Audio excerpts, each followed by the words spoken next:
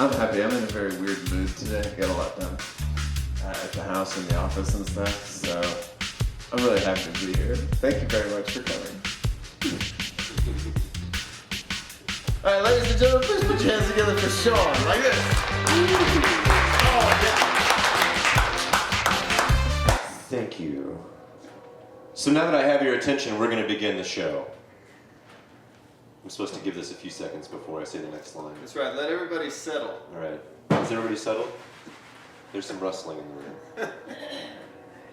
Greetings, everyone. I'm Sam Hanwich, and I will be your announcer this evening. People of Longmont Tonight is a very special night. Thank you for joining us. Before we get to the show, it's my duty to read the following official disclaimer. Most important part of the show, Please. only thing requested by left hand. Pay attention. This show is generally intended for adult audiences.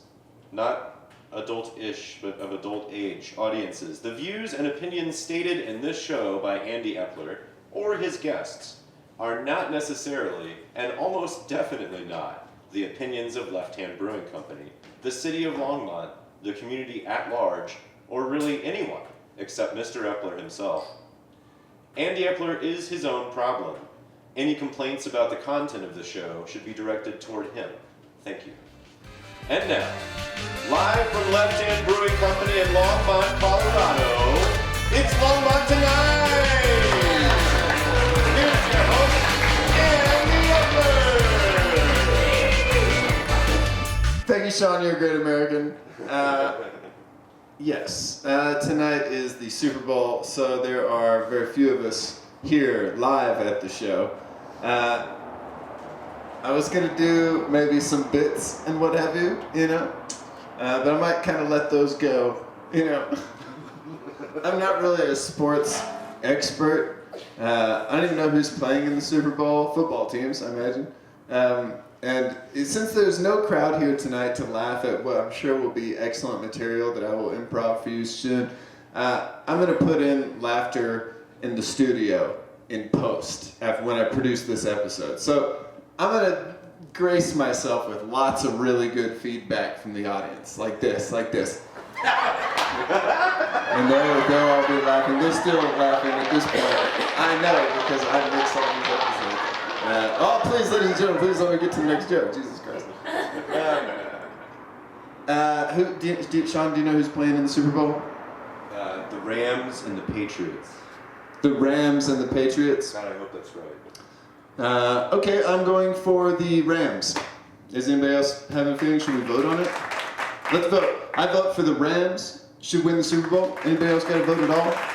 I'm the only one. What about the other team? Do you guys vote for the other teams? Is that how it's voting? Okay, so if I'm the only one voting, I vote for the Rams. And I'm going to put my psychic energy toward the Rams winning. Because I like the idea of an animal mascot. I don't like these mascots that are like ideas. Like, it's like the war on terror. It's like, you can't fight terror. You shouldn't name your team after an emotion like patriotism or whatever. It's not really a fucking fair team name. I'm gonna do this comedy bit, even though there's nobody here. I just feel it coming on. I'm gonna do it for you.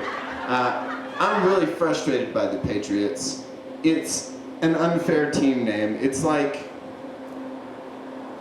naming your team. It's just hard to root against the Patriots. It's hard to be like, tonight we can all be like, fuck you, Rams, and nobody's gonna be like, oh, why would you say that about Rams and shit? But if you say, fuck you, the Patriots, pieces of shit or whatever, they'll be like, what are you, like a communist or whatever? You hate America? You're against the Patriots? It's an unfair team name. It's like naming your team the single mothers or something. They want you to be in the stand and be like, fuck you, the single mothers or whatever. It's impossible to root against. It makes me feel like a piece of shit.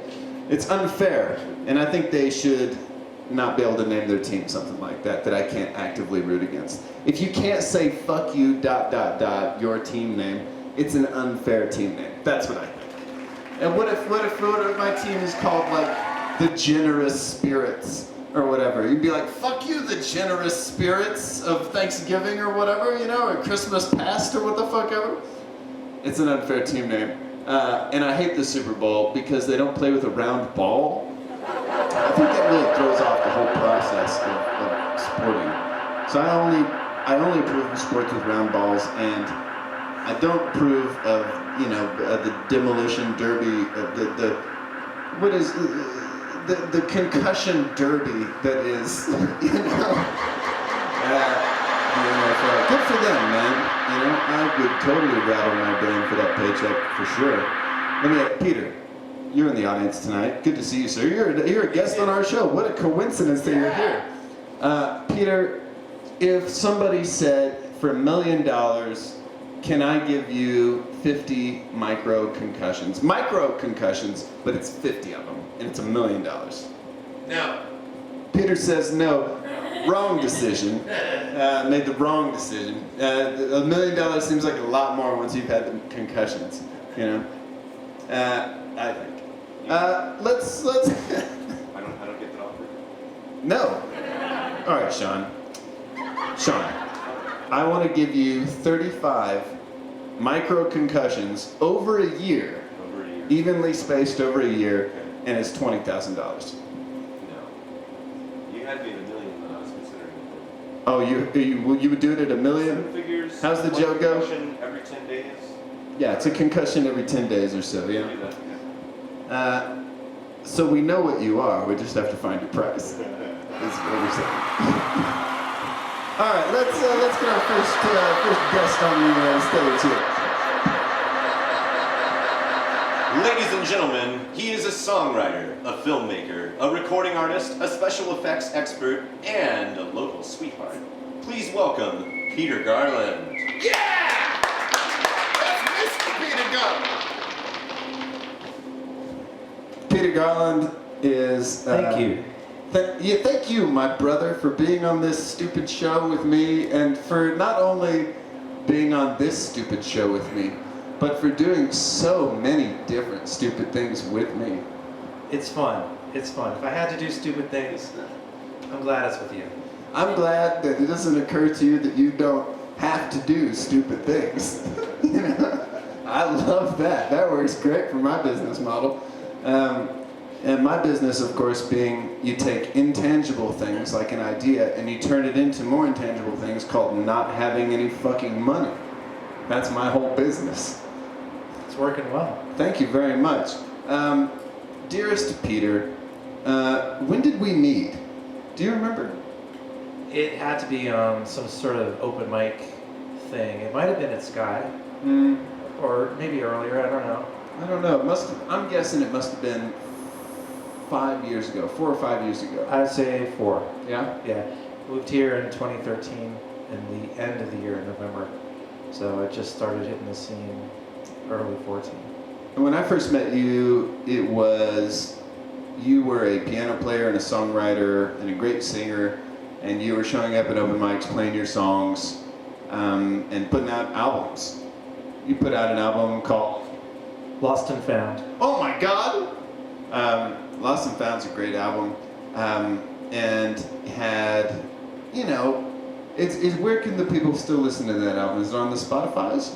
No, actually, I haven't put it up there. I don't know what I'm doing with the whole music thing. It's a local delicacy. Yeah, that's right. So we've seen music from you in the live format, and you've recorded your own music, and you make films, and you shoot commercials, and you're getting into virtual reality. That's going to be really fun this year. I got a whole 360 rig, both visually 360 degrees, as well as sound. So you can hear things from every direction. And that's really where I think we're going. We're going to either, like right here and now, we have this audio podcast that everyone's listening to. So video, yeah, it's everywhere. So I think video itself is going to kind of be ripped in two. And people sitting watching videos is, and I'm giving away my future predictions, so take note. Nobody listen to this next part. Right. So audio is awesome because you can consume it while you're doing something else. You don't have to sit there and watch, even though, that's fun. So I think the world is either going to go in both directions. Full podcast like audio, so they can just have it on while they're going, or put me all the way in. I want to jump in. I want to really experience it. So I think I'm very late to the game to go in any sort of audio direction because we have some wonderful things, including this and all the other sound podcasts that are out there. But I'm going to be ahead of the curve in the 360 arena. So that's where I'm going. It's a really cool place for an artist to work. I know that you're a great storyteller as well with your art. You just wrote and released your first novel. Yeah, Saving the Moon, thank you. Called Saving the Moon, a classic local piece of art. And you're a storyteller, you're making all these virtual reality things. Here's a good question that I want to ask you, Peter. If you were given the opportunity to write a story for a character in the modern age, and then be put into virtual reality, have your memory wiped, and then live the life of the person that you wrote the story of, would you do that? Would that be a good game that you'd want to play? How long do I have to write it? I need to think this out. You have to write like the main story beats, and then you live out the rest. Maybe I'm doing that right now. Oh. That's an interesting concept. All like Matrix stuff. Fucking A, the Matrix. I would do it. I think I totally did it. Sweet. I wrote Sean's life over there. Yeah. So far, so good, man. So far, so good? Yeah. I'm a great writer, that's why, dog. Great plot twists. Yeah, lots of good plot twists. Really did a good one with that. Interesting character piece, you know. Peter, what is the ultimate virtual reality movie for you? Is it like a thing where like the person's being taken through the story, or is it would you like to wipe people's memories when they watch your art? No, really. I think that it's video games right now are way ahead of movies for VR, especially because when you're in an experience, you want to be able to move freely, and with video games, you can control where you move throughout the scene. That's going to be that's going to be the breakthrough level in movie making, where the camera could be anywhere. And they actually have these setups that there are cameras that can film. It's almost like in photography, they have this thing called RAW as a format. It just takes all the data, and then you can say, oh, after the fact, what the white balance is, what all that stuff is. They have these crazy setups now where in this room, they can just reposition at will after the fact. Wow. Your point of view, and once that is mainstream, you're going to be able to walk through the scene instead of just wherever that 360 camera is. So that's going to be the fully immersive thing. When they do that, you know what movie they should remake is Clue. Yes. You know what I'm saying? That would be awesome. I'd watch the fuck out of that. That would be super awesome. You know what I'm saying? Colonel Mustard, I've always been suspicious of that piece of shit. Yeah, you could like stalk him. Yeah. I always would guess Colonel Mustard straight away. Not Professor Plum. Professor Plum, he's a learned man. He's sneaky that way. Yeah. All right, well, stay right there. I'm going to bring up another filmmaker. Ladies and gentlemen, she's a singer-songwriter, a documentary filmmaker, whose films have been shown in numerous festivals. Please welcome Sarah Echsner. Yeah! Oh, Sarah. Hey, Sarah. So good to see you, dear. Hey guys, great to see you. Oh my God. I'm so glad you came out tonight, man. Not a football fan? You know, I did watch. Did you? I watched all the way up until the lead singer of Maroon 5 ripped his shirt off and threw it into the crowd. It's all downhill after that. Wardrobe malfunction? It's like accidentally, obviously. It's true, it happened. Oh, yeah. See, this is, I didn't realize they had such good programming on the Super Bowl. I thought it was all just mean boys pushing each other and shit. We provide good alternatives.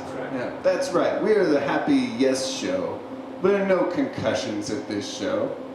None that happened during the show, you know. None so far. You could say like a lot of this show is probably the outgrowth of some kind of brain problem that I'm having long term, but I don't feel bad about it, and that's part of the disease, you know. Sarah, I've always wanted to do this into a microphone.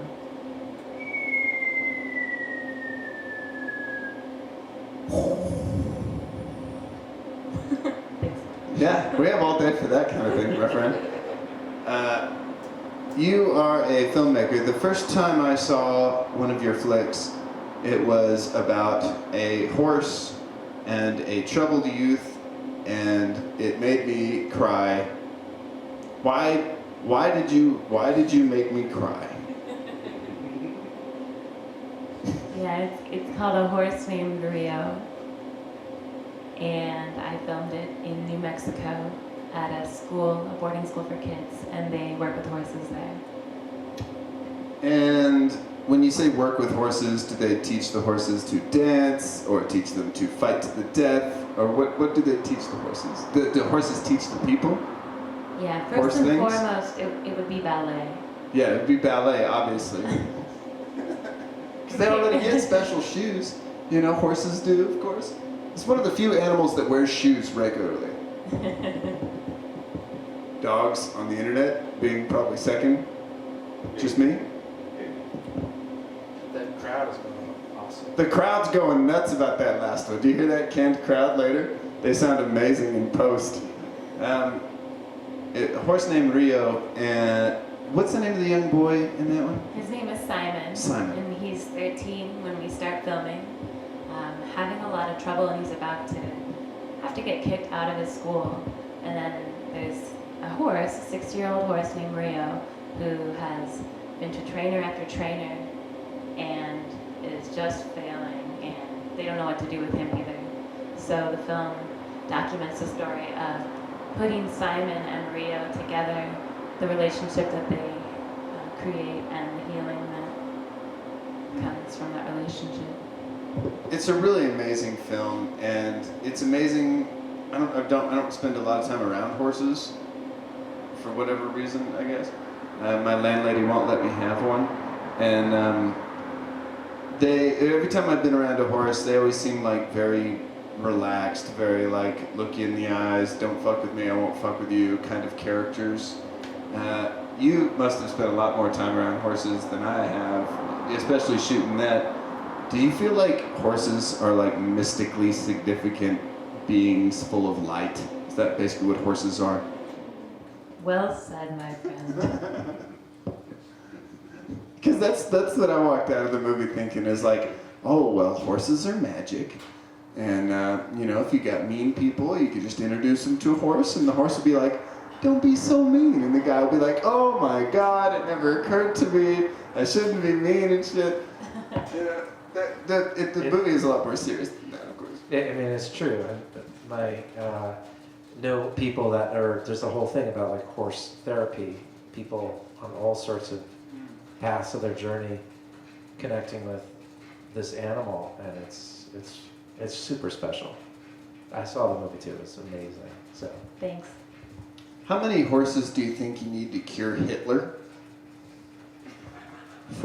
Is it like 16 horses? Because like there was like this troubled youth in the movie who was having a rough time. People couldn't reach him, but the horse could. One horse. So that's 1-to-1. Troubled youth, one horse. Hitler, though, extra troubled. drawn and quartered 4 horses. And we're talking about an adult Hitler, not baby Hitler. Unfair to judge baby Hitler. Baby Hitler hadn't yet done anything wrong. You can't go back in time and kill baby Hitler, for instance. Baby Hitler's just fine. Grown-up Hitler's the problem. If we get like 35 reasonably nice horses, and we put Hitler on the farm with these horses, you think Hitler goes like, the Jews are okay, yeah? That's just an idea. It's a shame we can't run the experiment. What was your second movie, the next movie you just put out about? That one is called Fire and Sand. Fire and Sand, and what is that about? I filmed that one last July and August on the big island of Hawaii. Hawaii? And that was while the big eruption of the volcano Kilauea was happening. You went to an island to see a volcano eruption. More or less, yeah. Now, I'm no expert on any of these things, but if my friends are like, you know, there's this place you could go get trapped on with fire, I'm going, you know, man. But then again, you can't get trapped on an island with fire. You're surrounded by water. You just put the fire out, right? Isn't that how it goes? Is that what the islands basically are? A bunch of lava that got put out? Essentially how islands work? Yeah, the island is 14 acres bigger than it was before the eruption. Really? So Yeah. this is like, oh my God, this is Lex Luthor's plan from the recent Return of Superman, when he puts the kryptonite in the water and he's growing his own pieces of property or whatever. Holy shit. Okay, is it possible that a comic book character caused that explosion, the volcano? Light bulb. Okay. Now we're all on the same page. It's a bigger island now, 14 acres more? Yeah, it's about 14 acres, new land, and new beaches that formed. So people are really worried about, the waters rising, what have you, and all of us, drowning in, the ocean, whatever, from the polar caps melting, what have you. Could it be that if we could just get, a super volcano to erupt right on time, that perhaps we could actually just grow as a nation instead of being covered by water? Is that a thing? Is this, should I be Lex Luthor? Can I make a lot of money doing this? You and Elon Musk and Lex Luthor should hang out. Well, Terraform a planet. am I a super villain or a superhero? Both? Point of view. It's all point of view. History will decide for you. Sarah, if I paid you $1 million billion, okay? How many zeros is that? It's several zeros. Okay. It's more than I hear that. you. Yeah, good. It's just a lot of random money, whatever. But the part of the thing was you had to live with the clone of Hitler and run the horse experiment we were talking about earlier. Would you do that movie? It takes a month to film. You get 6 months of being on this ranch with Hitler being like, you should chill out and hang with this horse. And he's like, nine, I can see horse and shit. What age is Hitler? Hitler is a spry 35. I'm speechless. I think there's no point in curing the clone of Hitler. The clone of Hitler might be trying to spend the whole time explaining that he's different now and shit. Like he's not a racist anymore. In a modern context, you would think. Maybe not. Just an idea for your next film. Do you want to talk about an idea for your next film, or don't want to reveal that publicly? Perhaps is it the Hitler thing? Did I blow it? You did not. Okay. It is not that. Because you're saving up for that many horses? Because it's going to be 35, 40 horses to cure Hitler. Easily. Because he's pretty bad. More or less to cure Jeffrey Dahmer. More horses, right? You're talking about, I don't know, because he's eating cereal out of people's brains. Yeah, I don't want him to eat the horses. Is that worse than Hitler? I don't know how you even weigh these things, but it's going to be a lot of horses. You're going to need a lot of horses, and one of those dogs that runs around him. Let's talk about art. Oh, yeah. Thanks, Peter. Sarah, why did you choose to get into film? I love telling stories, and I felt like film, especially documentary film, was a way that I could, really be able to tap into the heart of a story and be able to share it with others. Peter, same question. Star Wars. Say more.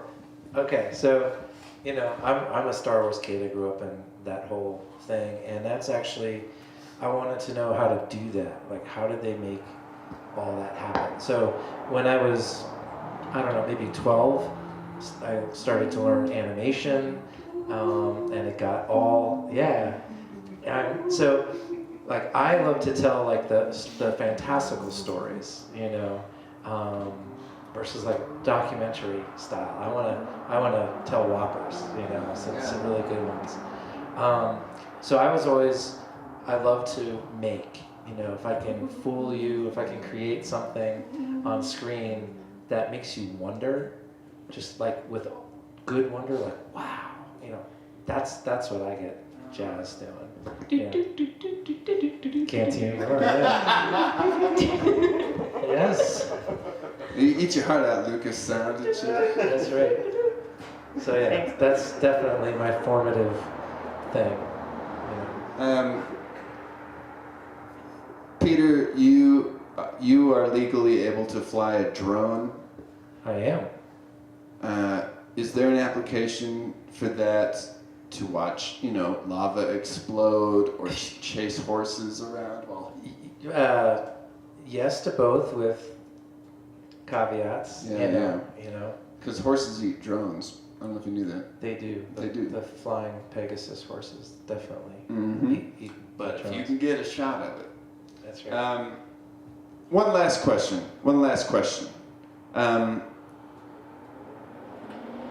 are you? This is kind of a basic, kind of just checking in friendship style question, I guess. What are you excited about this year? What are you doing this year with your art? Either one. I'll ask both of you. So, I really started my company Brave Night Media for real last year as an LLC. My goal, my goal this year. They're going crazy for you, Peter. Is to be in the black instead of the red. So that is my goal. I want to be working. And that means helping other people as well as doing my own passion projects and stupid things with you. I'm looking forward to more of that. Me too. What are you looking forward to this year there, sir? Well, I also started my LLC last year, Little Feather Films. So it's looking like we're going to have some projects this year that might involve getting to travel to faraway lands. Wow. So without giving too much away, which has always been a goal of mine, to be able to work and travel at the same time. Good for you. And I'm really excited about songwriting and continuing to explore that side of myself. And I'm going to go back to Rocky Mountain Song School again this summer. So I'm just trying to write songs and get ready for that. You had a fucking wild time at that last time, Indeed, right? I did. Do you want to tell that story real quick? We have time. I want to hear about it. I was super lucky. I got awarded a scholarship from an awesome nonprofit in Longmont called Soundbridge Music. And they gave me a new artist scholarship for somebody who has never made a CD or just getting started. So I'm just a little baby artist, but that's okay. Yeah, it's awesome. I love it. Because love I singing. saw Love like writing pictures of you on Facebook, like on stage, playing for 1 billion people. Is that about right? Yeah, well, we're Song School. We're up at Planet Bluegrass in Lyons, and everybody gets the chance to play an original song on the Wildflower stage. Really? It's really special, and almost everybody really comes awesome. out to watch and support, really listen. That's amazing. I've never been to song school. Peter, you've been to song school, right? I have. It's exactly. It's something that, having been once, I'm like, I'm coming back. It's one of these. It's mystical. It's wonderful. I mean, think of 300 people kumbayaing around the fire at night or something. You know, it's music and community, and I know how big you are in community, and this will just broaden that. It's wonderful, the connections and the friendships and everything. One day I intend to go to song school and learn to song. But for now, I just host these little silly shows. Thank you very much for coming on. Thanks, Andy. Listen to that crowd, they're going nuts for it. They fucking love it. Oh my god. Fuck, they're just going insane. Best show